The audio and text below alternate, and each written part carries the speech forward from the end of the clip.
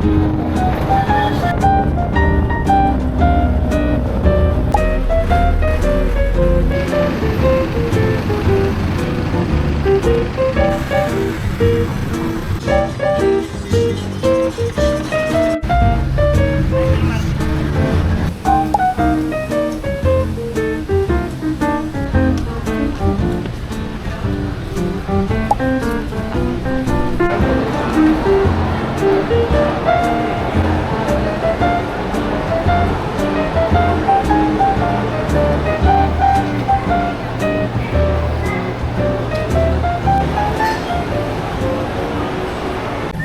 guys! Magkasama na ulit kami ni May!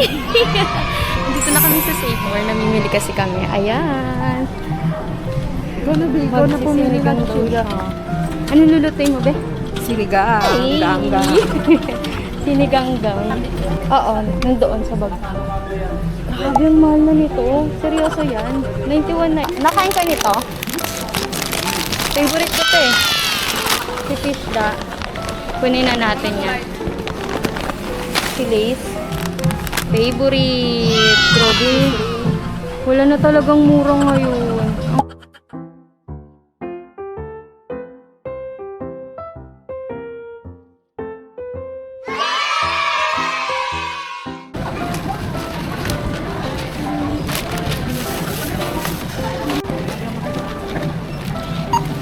Dapat tayong pagkalang.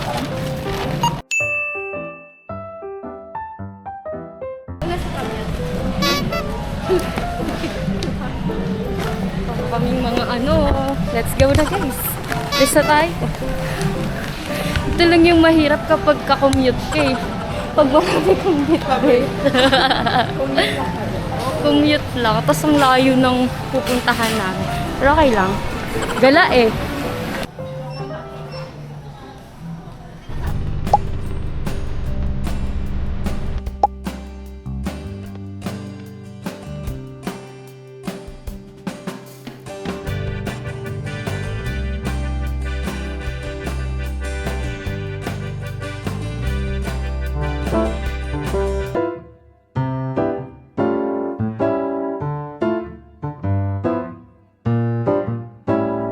Wala siyang padiretsong Santa Cruz, kaya magkakalamba na lang muna kami. Doon na kami sasakay daw pa Santa Cruz.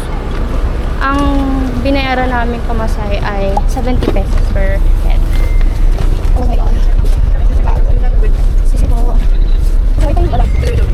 Sa baba? Ganito po mag-commute. Sobrang hassle.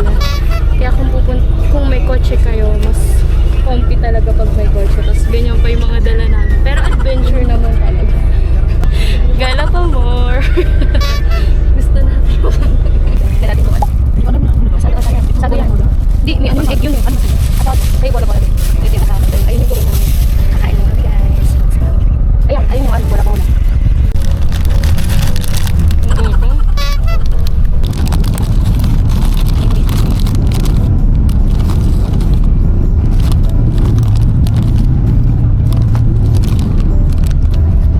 Pagal is real. Punuan ng mga bus pa Santa Cruz. Nandito kasi kami sa Calamba ngayon.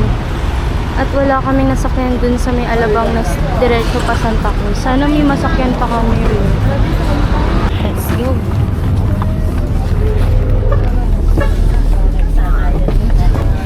Ay, thank you Lord. Nakasakay din tayo. Buti na lang nakaupo tayo. Standing kami na po Santa Cruz. 1 hour and 28 minutes pa ang aming biyahe. Uulit ako. Nakakapagod pala yung ginagawa namin. Ang hassle. Pero kung diretso Santa Cruz na yung biyahe natin, hindi na tayo mahihirapan eh. Kasi doon na yung baba natin eh. Nag-double rate pa kami ngayon. Kaya kapag pupunta kayo dun sa pupuntahan namin, mag-Buendia na lang kayo sumakay. Diretso Santa Cruz. Kasi yun talaga dapat yung bababaan natin eh. Santa Cruz diretso. Kami, nag-stroll talaga from Alabang to Calamba. Tapos ngayon, from Calamba to Santa Cruz naman.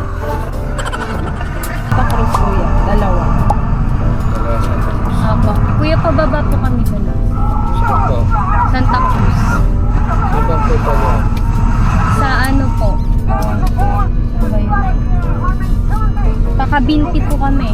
Kabinte. Opo.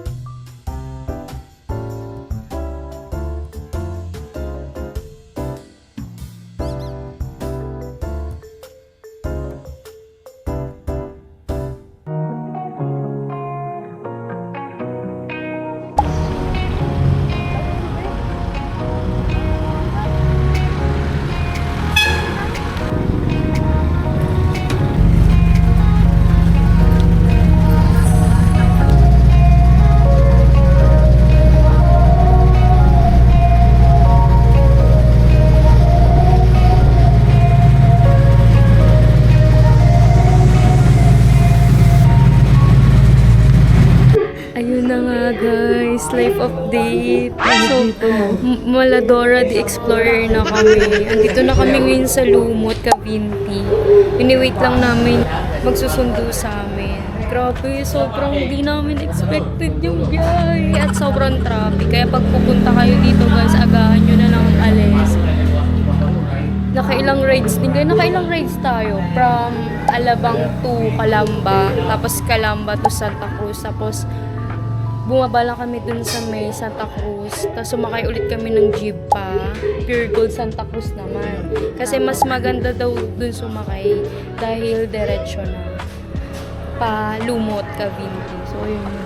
Sobrang dilim na ginabi na kami. Dito kami ngayon sa may outpost.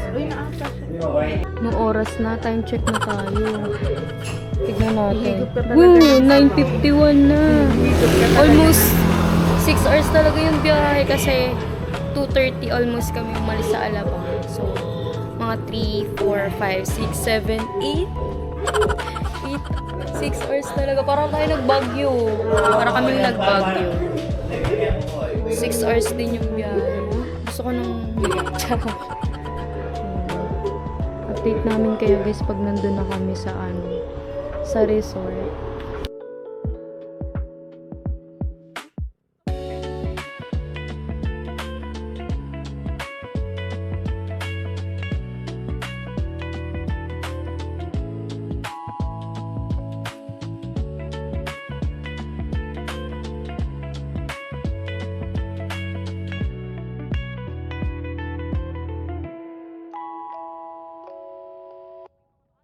We're here na at Chandaba Lake Resort. So, pasok na tayo. Itutur na tayo ni Kuya kahit madilim. Madilim, di ba? Hindi nila makikita. Tingnan mo. Wala kang makikita. Yun yung isa sa mga restroom nila. Ayan. Meron pala bi. Ayan o. Diyan tayo, mama. Dito na, ya. Okay. So, may tapat daw ng lake para pagkagising, talon agad. Ganon. Yan po ma'am. Ayun, sige. Baba po tayo ma'am. Okay. Mababa daw kami. Si Kuya Jason ang aming tour guide dito sa Chandaba. Pakabait niya. Single daw siya, may. Single daw siya. Ano po bang prepare mo sa mga babae? Ha? Kuya, mas matanda ako sa kanya.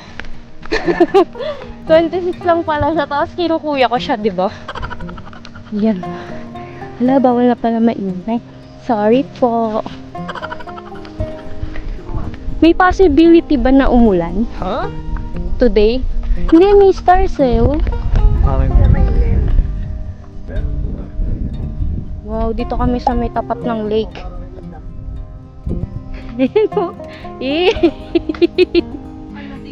Okay na dito.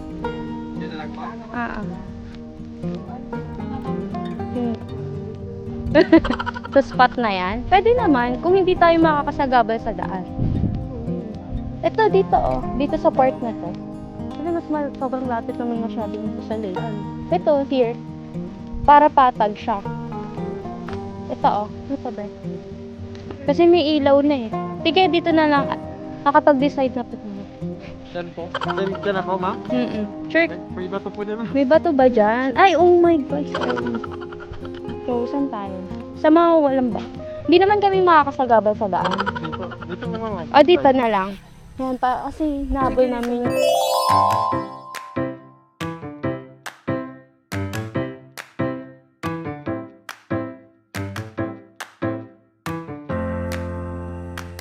Yung ginit ko mabinig. Ay, hindi siya sa ibang nagagamit. Grabe na original. Pati yung wala kong balik. Ano pa yun? Meron pa ngayon. Zing-zing. Okay, yung ate ko pag-ibig mo yan. So, kung gusto mo talaga, ano na? Gusto mo talaga yung mapapaganda. Kasi, hindi mo nakakaganda sa kapatid. Pwede naman. Mauna pa tayo ng iso. Pwede naman. Bagus ka naman. Pwede naman. Pwede naman. Gusto ko kasi. Gusto mo kasi. Maya, gusto ko sa atin kumain. Eh, kusog ka na nun. Maganda nga yun.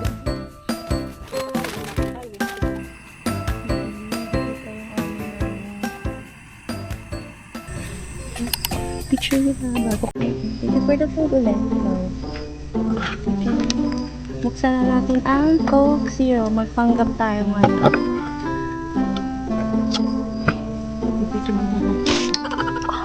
Wow! Gantong tunugan. Oh my God! Ano mo, ano mo? Yeah. Go, pinangin.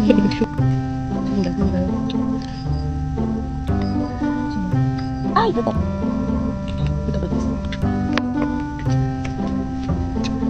Sarap. Sarap kasi. Nakakatakot ng dito, no? Nakakatakot ng dito. Pagod, eh. Tayo, ito lang din mag-isip. Parang mawalan ka rin pagkanta. No? Totoo. Ano yung sabihin? Bala nalito ko pa ng papanta. Ang paaklat. Hindi ko na. Bakit ito? Yung nakakatakot ng kasi. O, diba? Kasi pa naman sana dapat tayo. Ano ba ingat? Tikman niya natin kung mas The moment of truth. The moment of truth. Bon! Cocoa powder. Cocoa powder. Ang sarap The to, ha? moment Ang mahal na ito. Pag Brush pa dito naman masarap. Eh, ganda mo mamaya ka ito. Hindi, ganito eh. Bakit parang matigas? Hindi, ang kalat niya kainin. Mapait siya, no? Cocoa powder kasi. Ganyan siya, oh. Chewy nga siya, be. Ayan, Nakawait pa ganyan naman siya. ako. Ako din eh, nakawait eh. Ayan yung tsura niya, oh. Let's try. Masarap. Parang ano? Anong special dito? Parang asukal na sa loob. No? Asukal na buo. No? Yun na. Ba't niya siya? Wait lang. Crunchy siya. Yan ang sa ano, sa harap. Ayun. Ay, laglag. May ano mo, ganyan mo. Yan ang sarap, ganyan mo. Ayun, yung crunchy siya. Tapos, maririnig nyo kaya? Ha?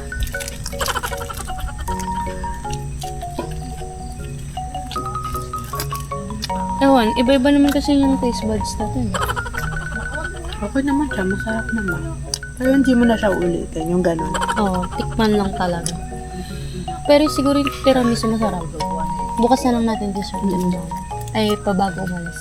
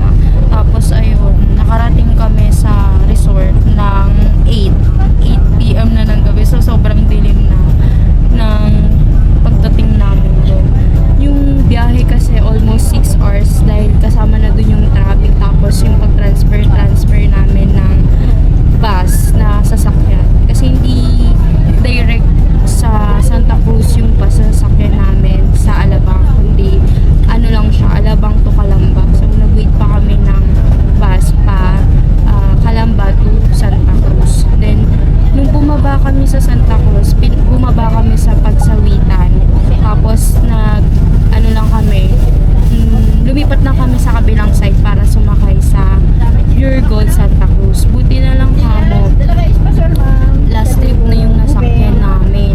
Tapos, puno na agad kaya nakalis na agad yung jeep. Yung mga pamasahe pala, i-breakdown ko na lang dun sa comment section kung magkano yung naging gastos namin sa pamasahe. Pero mura lang siya.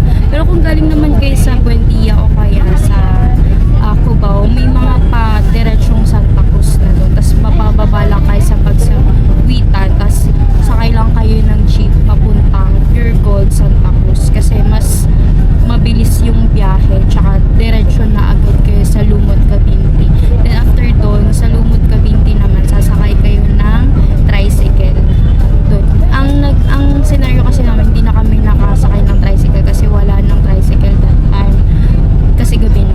Tapos, tumawag kami dun sa receptionist ng Chandaba Lake Resort. Tapos, pinasundo na lang kami dun sa tricycle ng Chandaba. Ay, hindi pala siya tricycle. Motorcycle lang pala siya. Dalawa kami sinundo doon sa may outpost ng Lugo. Then, nagbayad lang din kami ng 100 per head sa pagsundo lang namin doon. Yung expenses na nagastos namin, i-breakdown ko na lang din sa comment section. Then, the rest is the worth it talaga. Magiging adventurous ka. 6 hours yung naging biyahe namin from Alabang to Chandaba Lake Resort. Yun talaga. Sobrang worth it talaga. Ano masasabi mo, May? Maganda. Kaya nakakapagod. Yan. Kung gusto nyo talaga ng adventure, why not? I-try nyo din. Mag-explore kayo. Huwag lang talaga kayong mahihiyang magtanong. Lalo na sa mga lugar na hindi nyo pa talaga napupunta. First time namin pumunta dun sa resort na yun at marami kaming natutunan. Dapat talaga hindi ka mahihiyang magtanong. Hindi ka mahihiyang magtanong. Di ba? Matututunan mo di maging makapalang mukha at magtanong kung saan na ba talaga tayo. Doon na yun. Patient is the key. Nakakapagod pero pagdating nyo sa pupuntahan nyo, worth it naman. So yun lang guys. Thank you for watching our video. Kasama ko si May. Sana si Pagi ako mag-upload. Hindi naman na-edit. Marami pa kaming ganap ni May actually. May kalagwas pa kami. So, panoorin nyo na lang yun. Yung bagyo nga namin, di ko pala i-edit Nabulok na. Kaya nabulok na dun sa ano ko, sa laptop ko. Pero pag nagka-time ako edit ko, ito i-edit ko to para